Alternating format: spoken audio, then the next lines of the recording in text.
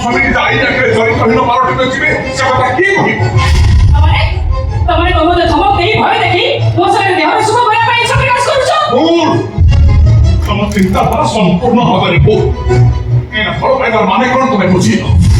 ଯଦି ବୁଝିଥାନ୍ତ ମୁଁ ଯେମିତି ସେଦିନ ସୁସ୍ଥ ହୋଇ ଫେରି ଆସି ଏ ସମାଜରେ ବଞ୍ଚି ରହିପାରିଛି ତମେ ସେମିତି ମୁକୁଳା କନ୍ୟା ହେଇ ବଞ୍ଚି ରହିଥିଲେ କ'ଣ ଅସୁବିଧା ହେଇଥାନ୍ତା ଯେ ତମେ ଆଉ ଥରେ ବିବାହ କରିଦବ? ଏବେ କୁହ ପ୍ରେମର ବିଶ୍ୱାସକୁ ଭାଙ୍ଗିଛି କିଏ? ତମେ ନା ମୁଁ? ଏଥିପାଇଁ କ'ଣ ମୁଁ ତମକୁ ବିଶ୍ୱାସଘାତକତା ବୋଲି କହିପାରିବିନି? ହିସାବରେ ମୁଁ ଅନ୍ୟ ଜଣଙ୍କର ପତ୍ନୀ ହେଇ ସାରିଛି। ଅନ୍ୟ ଗୋଟେ ପୁରୁଷର ଉଚ୍ଚିଷ୍ଟ ଦେଉଟାକୁ ତମେ ନେଇ କ'ଣ ଖୁସି ପାଇପାରିବ, ଶାନ୍ତି ପାଇପାରିବ? ଯୋଉ ଶାନ୍ତି ତମେ ଖୋଜୁଛ ନିଶ୍ଚୟ ପାଇବ।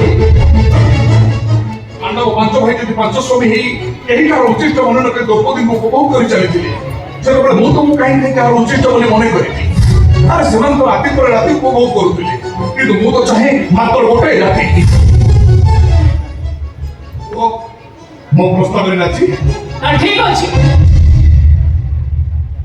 ମୁଁ ତମ ପ୍ରସ୍ତାବରେ ରାଜି।